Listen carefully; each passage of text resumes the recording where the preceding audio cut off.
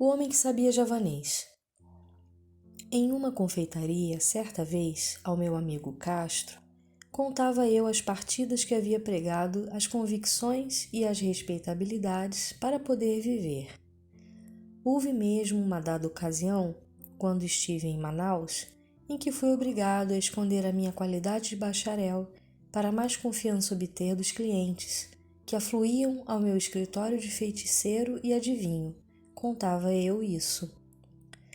O meu amigo ouvia-me calado, embevecido, gostando daquele meu Gil Blas vivido, até que, em uma pausa da conversa, ao esgotarmos os copos, observou a esmo.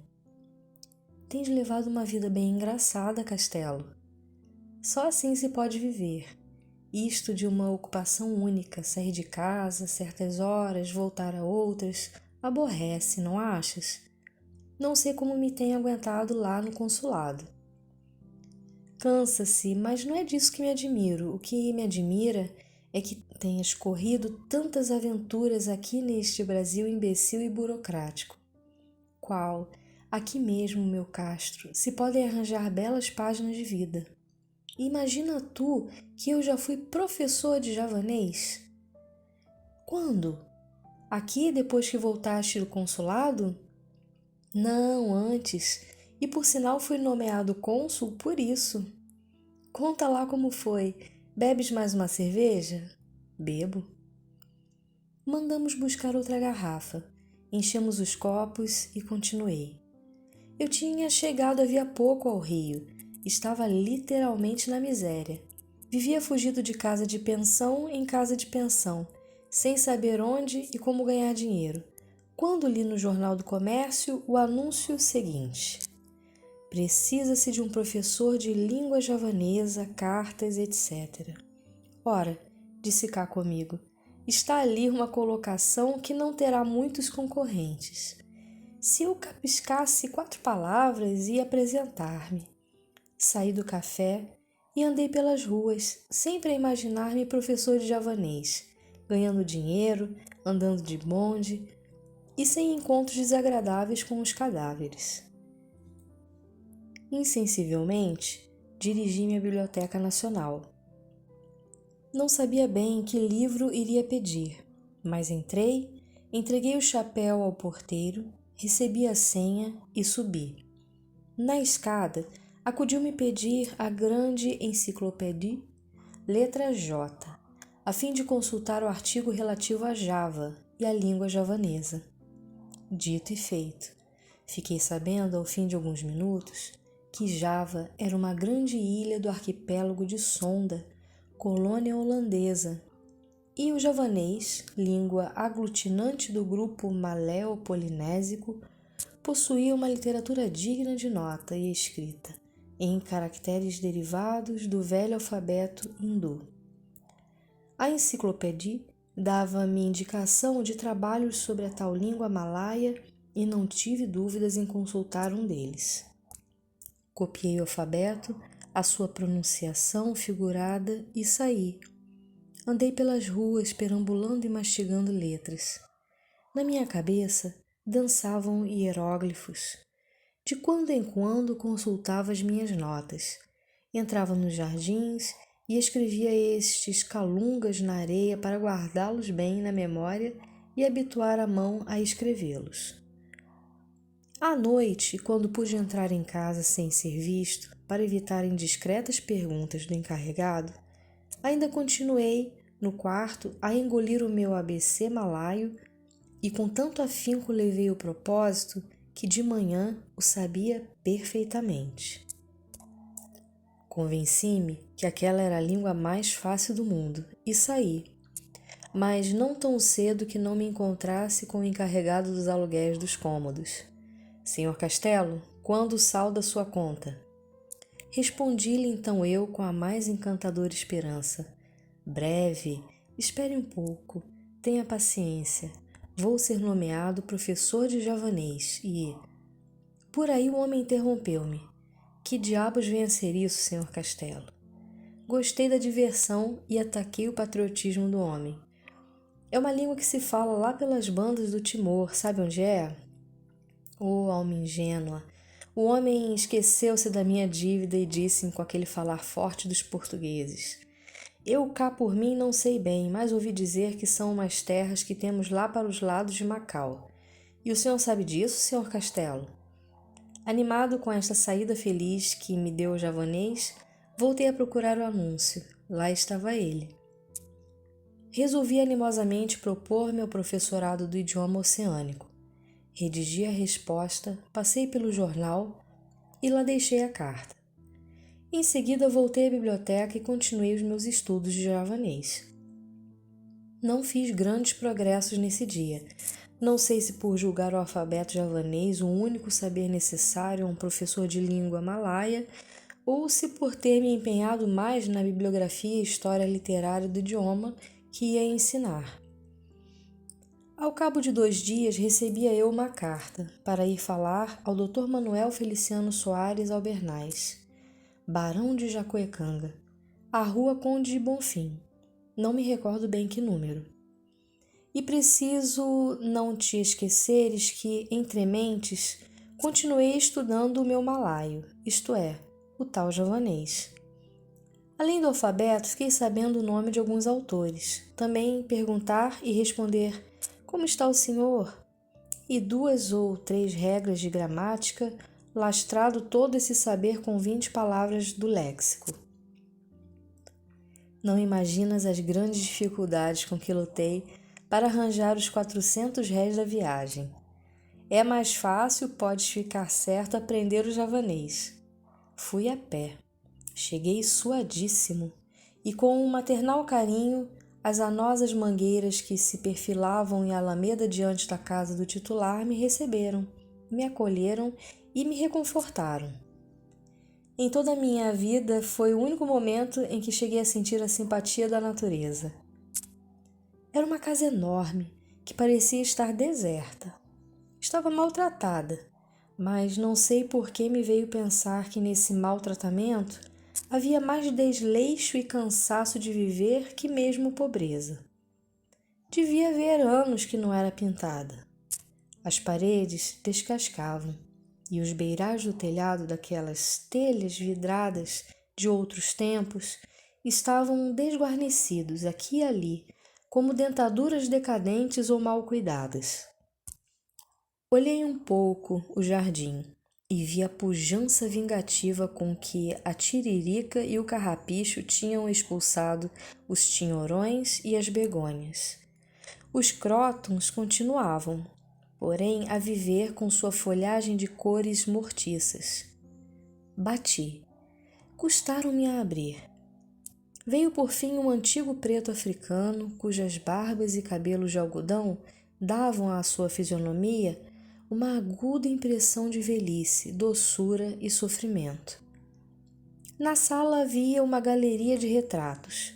Arrogantes senhores de barba em colar se perfilavam enquadrados em imensas molduras douradas e doces perfis de senhoras em bandóis com grandes leques pareciam querer subir aos ares, enfunadas pelos redondos vestidos a balão. Mas daquelas velhas coisas sobre as quais a poeira punha mais antiguidade e respeito, a que gostei mais de ver foi um belo jarrão de porcelana da China ou da Índia, como se diz. Aquela pureza da louça, a sua fragilidade, a ingenuidade do desenho e aquele seu fosco brilho de luar diziam-me a mim que aquele objeto tinha sido feito por mãos de criança a sonhar, para encanto dos olhos fatigados dos velhos desiludidos. Esperei um instante o dono da casa. Tardou um pouco. Um tanto trôpego, com um lenço de alcobaça na mão, tomando veneravelmente o cimonte de antanho, foi cheio de respeito que o vi chegar. Tive vontade de ir-me embora. Mesmo se não fosse ele o discípulo, era sempre um crime mistificar aquele ancião, cuja velhice trazia à tona do meu pensamento alguma coisa de augusto, de sagrado. Hesitei, mas fiquei. Eu sou, avancei, O professor de javanês que o senhor disse precisar. Sente-se, respondeu-me o velho. O senhor é daqui do Rio? Não, sou de Canavieiras. Como? Fez ele. Fale um pouco alto que sou surdo. Sou de Canavieiras, na Bahia, insisti eu. Onde fez os seus estudos? Em São Salvador. Em onde aprendeu o javanês? Indagou ele com aquela teimosia peculiar aos velhos. Não contava com essa pergunta, mas imediatamente arquitetei uma mentira. Contei-lhe que meu pai era javanês, tripulante de um navio mercante, viera ter a Bahia, estabelecera-se nas proximidades de Canavieiras como pescador, casara, prosperara, e fora com ele que aprendi javanês. E ele acreditou? E o físico? Perguntou meu amigo que até então me ouvira calado. Não sou, objetei, lá muito diferente de um javanês. Estes meus cabelos corridos, duros e grossos, e a minha pele basané podem dar-me muito o aspecto de um mestiço de malaio. Tu sabes bem que entre nós há de tudo: índios, malaios, taitianos, malgaches, guanches, até godos. É uma comparsaria de raças e tipos de fazer inveja ao mundo inteiro. Bem, fez o meu amigo, continua. O velho, emendei eu, ouviu-me atentamente, considerou demoradamente o meu físico, pareceu que me julgava de fato filho de malaio e perguntou-me com doçura: Então, está disposto a ensinar-me javanês? A resposta saiu-me sem querer. Pois não. O senhor há de ficar admirado, aduziu o barão de Jacuecanga, que eu, nesta idade, ainda queira aprender qualquer coisa, mas não tenho que admirar, tem-se visto exemplos, e exemplos muito fecundos. O que eu quero, meu caro senhor Castelo, adiantei eu. O que eu quero, meu caro senhor Castelo, é cumprir um juramento de família. Não sei se o senhor sabe que eu sou neto do conselheiro Albernaz, aquele que acompanhou Pedro I, quando abdicou. Voltando de Londres, trouxe para aqui um livro em língua esquisita, a que tinha grande estimação. Fora um hindu ou siamês que lhe dera, em Londres, em agradecimento a não sei que serviço prestado por meu avô. Ao morrer, meu avô chamou meu pai e lhe disse: Filho, tenho este livro aqui, escrito em javanês. Disse-me quem mo deu que ele evita desgraças e traz felicidades para quem o tem. Eu não sei nada ao certo. Em todo caso, guarda-o, mas, se queres que o fado que me deitou o sábio oriental se cumpra, faze com que teu filho o entenda, para que sempre a nossa raça seja feliz. Meu pai, continuou o velho barão, não acreditou muito na história, contudo guardou o livro. Às portas da morte, ele me deu e disse-me o que prometera ao pai. Em começo, pouco caso fiz da história do livro. Deitei-o a um canto e fabriquei minha vida. Cheguei até a esquecer-me dele, mas de uns tempos a esta parte, tenho passado por tanto desgosto, tantas desgraças têm caído sobre a minha velhice, que me lembrei do talismã da família. Tenho que o ler, que o compreender, senão quero que os meus últimos dias anunciem o desastre da minha posteridade, e para entendê-lo, é claro que preciso entender o javanês. Eis aí. Calou-se, e notei que os olhos do velho se tinham orvalhado. Enxugou discretamente os olhos e perguntou-me se queria ver o tal livro. Respondi-lhe que sim. Chamou o criado, deu-lhe as instruções e explicou-me que perdera todos os filhos, sobrinhos, só lhe restando uma filha casada, cuja prole, porém, estava reduzida a um filho débil de corpo e de saúde frágil e oscilante. Veio o livro. Era um velho calhamaço, um enquarto antigo, encadernado em couro, impresso em grandes letras, em um papel amarelado e grosso. Faltava folha de rosto e, por isso, não se podia ler a data da impressão. Tinha ainda umas páginas de prefácio escritas em inglês, onde li que se tratava das histórias do príncipe Kulunga, escritor javanês de muito mérito. Logo informei disso o velho barão, que, não percebendo que eu tinha chegado aí pelo inglês, ficou tendo em alta consideração o meu saber malaio. Estive ainda folheando o cartapácio, a laia de quem sabe magistralmente aquela espécie de vanscoço, até que afinal contratamos as condições de preço e de hora, comprometendo-me a fazer com que ele lesse o tal alfarrábio antes de 1 ano. Dentro em pouco, dava a minha primeira lição, mas o velho não foi tão diligente quanto eu. Não conseguia aprender a distinguir e a escrever nem sequer 4 letras. Enfim, com metade do alfabeto levamos 1 mês. E o senhor barão de Jacuecanga não ficou lá muito senhor da matéria. Aprendia e desaprendia. A filha e o genro, penso até aí nada sabiam da história do livro, vieram a ter notícias do estudo do velho, não se incomodaram. Acharam graça e julgaram a coisa boa para distraí-lo. Mas com o que tu vais ficar assombrado, meu caro Castro, é com a admiração que o genro ficou tendo pelo professor de javanês. Que coisa única! Ele não se cansava de repetir. É um assombro, tão moço. Se eu soubesse disso, onde eu estava. O marido de Dona Maria da Glória, assim se chamava a filha do barão, era desembargador, homem relacionado e poderoso, mas não se pejava em mostrar diante de todo mundo a sua admiração pelo meu javanês. Por outro lado, o barão estava contentíssimo.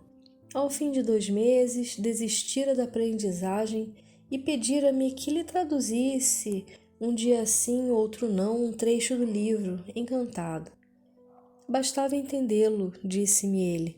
Nada se opunha que outrem o traduzisse e ele ouvisse. Assim, evitava a fadiga do estudo e cumpria o encargo. Sabes bem que até hoje nada sei de javanês, mas compus umas histórias bem tolas e impingi-as ao velhote como sendo crônicon. Como ele ouvia aquelas bobagens! Ficava estático, como se estivesse a ouvir palavras de um anjo, e eu crescia a seus olhos. Fez-me morar em sua casa, enchia-me de presentes, aumentava-me o ordenado, passava enfim uma vida regalada. Contribuiu muito para isso o fato de vir ele a receber uma herança de um parente seu esquecido que vivia em Portugal. O bom velho atribuiu a coisa ao meu javanês, e eu estive quase a crê-lo também. Fui perdendo os remorsos, mas em todo o caso sempre tive medo que me aparecesse pela frente alguém que soubesse o tal patuá malaio.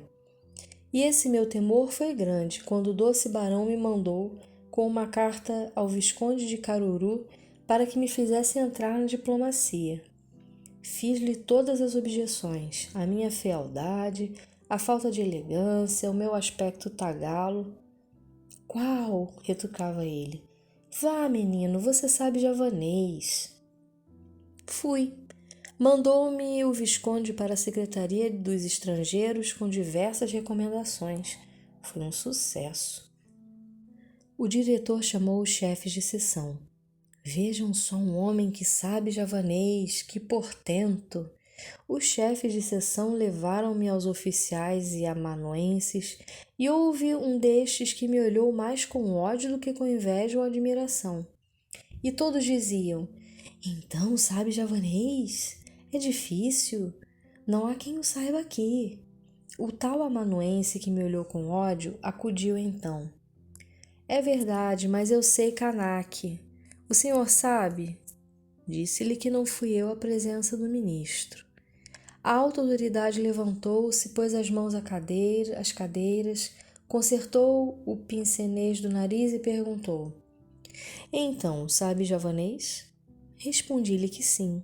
E a sua pergunta, onde o tinha aprendido, contei-lhe a história do tal pai javanês. Bem, disse meu ministro, o senhor não deve ir para a diplomacia. O seu físico não se presta. O bom seria um consulado na Ásia ou Oceania. Por ora não há vaga, mas vou fazer uma reforma e o senhor entrará. De hoje em diante, porém, fica adido ao meu ministério e quero que para o ano parta para Bali, onde vai representar o Brasil no Congresso de Linguística. Estude, leia o Ovelac, o Max Miller e outros. Imagina tu que eu até aí nada sabia de javanês, mas estava empregado e iria representar o Brasil em um congresso de sábios. O velho barão veio a morrer, passou o livro ao genro, para que o fizesse chegar ao neto quando tivesse a idade conveniente, e me fez uma deixa no testamento. Pus-me com afã no estudo das línguas maleo-polinésicas, mas não havia meio. Bem jantado, bem vestido, bem dormido, não tinha energia necessária para fazer entrar na cachola aquelas coisas esquisitas. Comprei livros, assinei revistas, Revue Anthropologique et Linguistique, Proceedings of the English Oceanic Association, Arquivo Glottológico Italiano, o diabo, mais nada. E a minha fama crescia. Na rua, os informados apontavam-me dizendo aos outros: lá vai o sujeito que sabe javanês. Nas livrarias, os gramáticos consultavam-me sobre a colocação dos pronomes do tal jargão das ilhas de Sonda. Recebia cartas dos eruditos do interior, os jornais citavam o meu saber, e recusei aceitar uma turma de alunos sequiosos de entenderem o tal javanês. A convite da redação, escrevi no Jornal do Comércio um artigo de 4 colunas sobre a literatura javanesa antiga e moderna. Como, se tu nada sabias? Interrompeu-me o atento Castro. Muito simplesmente. Primeiramente, descrevi a ilha de Java com auxílio de dicionários e umas poucas de geografias, e depois citei a mais não poder. E nunca duvidaram? Perguntou-me ainda o meu amigo. Nunca. Isto é, uma vez quase fico perdido. A polícia prendeu um sujeito, um arujo, um tipo bronzeado que só falava uma língua esquisita.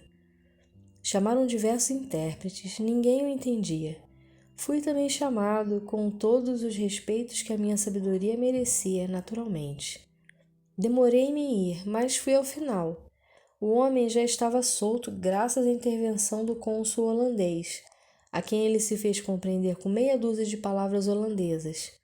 E o tal marujo era javanês, Chegou enfim a época do congresso, e lá fui eu para a Europa. Que delícia! Assisti à inauguração e às sessões preparatórias. Inscreveram-me na sessão do Tupi-Guarani, e eu abalei para Paris. Antes, porém, fiz publicar no Mensageiro de Bali o meu retrato, notas bibliográficas e biográficas. Quando voltei, o presidente pediu-me desculpas por me ter dado aquela sessão. Não conhecia os meus trabalhos e julgara que, por ser eu americano-brasileiro, me estava naturalmente indicada a sessão do Tupi-Guarani. Aceitei as explicações e até hoje ainda não pude escrever as minhas obras sobre o javanês para lhe mandar, conforme prometi. Acabado o congresso, fiz publicar extratos do arquivo do Mensageiro de Bali em Berlim, em Turim e Paris, onde os leitores de minhas obras me ofereceram um banquete presidido pelo senador Gouraud. Custou-me toda essa brincadeira, inclusive o banquete que me foi oferecido cerca de 10.000 francos, quase toda a herança do crédulo e bom barão de Jacuecanga. Não perdi meu tempo nem meu dinheiro. Passei a ser uma glória nacional, e ao saltar no cais Faro, recebi uma ovação de todas as classes sociais, e o presidente da República, dias depois, convidava-me para almoçar em sua companhia. Dentro de 6 meses, Fui despachado cônsul em Havana, onde estive 6 anos e para onde voltarei, a fim de aperfeiçoar os meus estudos das línguas da Malaia, Melanésia e Polinésia. É fantástico, observou Castro, agarrando o copo de cerveja.